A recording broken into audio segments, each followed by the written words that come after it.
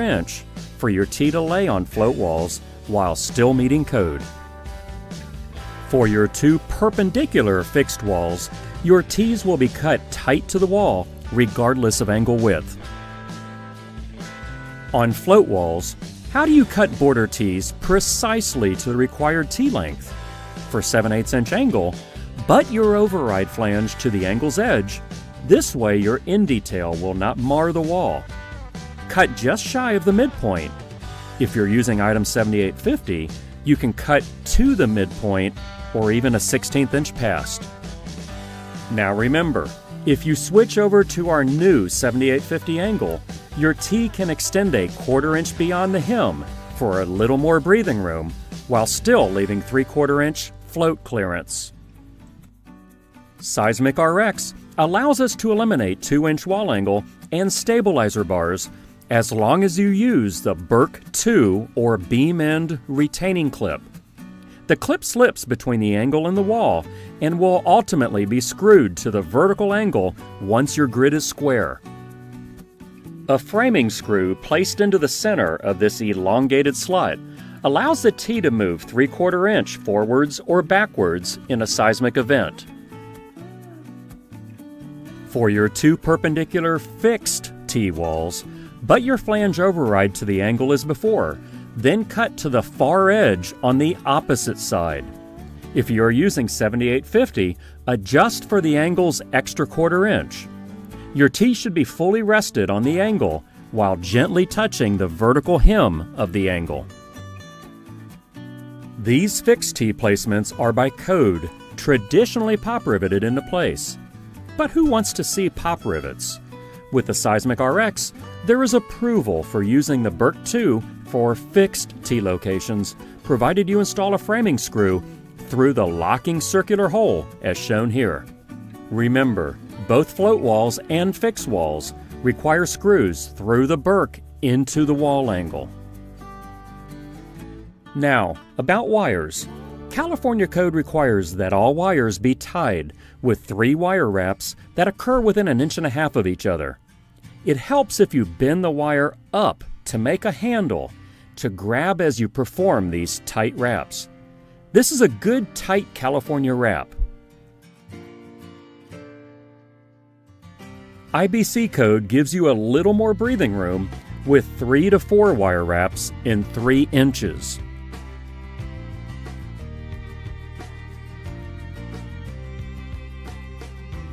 Let's move on now to how Seismic RX simplifies seismic ceiling separation joint construction, plus perimeter wire requirements, compression post placements, and single T installation at 2x4 light fixtures.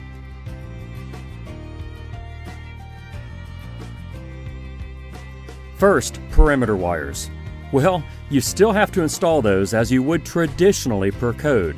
In Seismic DEF, install a perimeter hanger wire to the main T's or cross T's no more than 8 inches from the wall.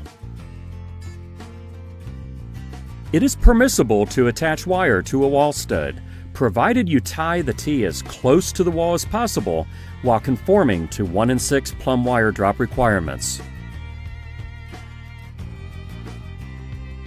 When installing 2x4 light fixture openings, it is important in seismic areas to secure all unopposed cross T locations. The STAC clip is a seismically tested and approved solution for securing any unopposed stab cross Ts typically found at fixture locations or increasingly popular in staggered grid layouts. After seismically bracing your grid every 144 square feet, if your installation is in a large open area, you will need to install seismic separation joints every 2,500 square feet per code requirements. Seismic RX separation joints make this installation process faster, easier, and better than traditional separation joint construction. To allow for 3/4 inch main T expansion every 2,500 square feet, you will need to cut 3/4 of an inch out at the main beam splice. Make your mark where you will cut 3/4 of an inch out at the splice. Make sure not to cut off the pre-punched hole right here. As you can see, the cut is not that difficult. You just need to take your time and be precise. You only want to cut out your grid after you have braced with compression posts every 144 square feet. This will keep your grid square as you cut it out for your seismic separation joints.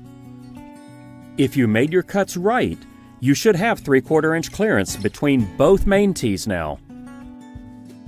To cover up that 3/4 inch gap, Seismic RX provides the ES4 15/16 inch expansion sleeve, which gives a nice uninterrupted 15/16 inch visual at your 3/4 inch separation joint. We make sleeves for whatever grid you're installing. Here are the items and numbers. To secure both mains back together, we install the SJMR15 or Seismic Joint Main Runner for 15/16 grid. We also have the SJMR09 for 9/16 inch grid systems. The SJMR clip has pre-position holes that will line up with factory pre-position holes in the main runners. Make sure to leave the indexing nib or alignment hole free and clear. As long as this hole is open and clear, you are assured of being lined up correctly.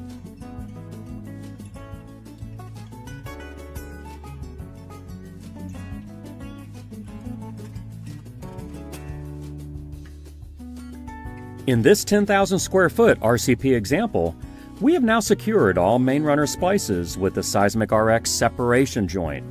Now, we have to secure all cross-T intersections running perpendicularly to the main runner separation at the 2,500 square foot mark. So, moving from the main separation joint over to the first cross-T intersection, we need to first cut the opposing cross-Ts from each other. We will secure them back to each other with the SJC or Seismic Joint Cross-T clip. We manufacture a clip set for Interlude and Silhouette with their square bulbs and a peak form set for Prelude and Superfine. After locking the clips together, secure with a C-clamp and place a sharp point framing screw at the indent mark. Once secured on both sides of the intersection, both cross-Ts on either side of the main will have 3/4 inches of movement in a seismic event. Remember, this main runner and cross-T Seismic RX separation joint construction only needs to occur when isolating 2,500 square foot blocks in large continuous ceiling installations. There's no more need to isolate these 2,500 square foot blocks with costly soffit construction or unsightly separation joints pop riveted together with C-channel and fascia molding. Seismic RX really simplifies the separation joint process and looks better too. Now, let's talk about construction posts, how you construct them, and with what frequencies they are required. Basically, compression posts occur every 144 square feet across a ceiling plane.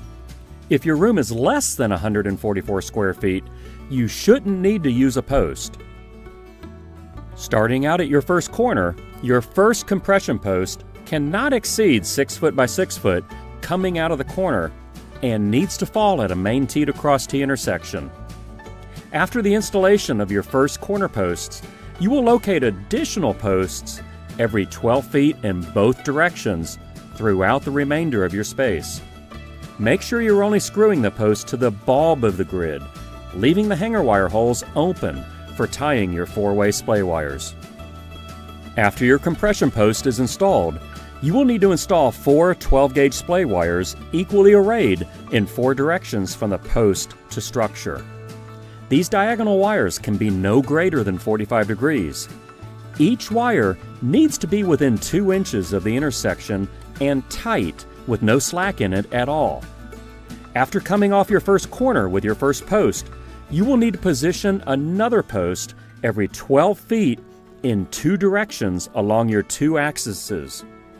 The top of your post will be secured by shooting or drilling and anchoring to concrete or steel structure. In this studio setting, we are not focusing on how to attach to structure in this installed example. I want to emphasize again, if you're installing Seismic RX separation joints, which we reviewed earlier, only install those separation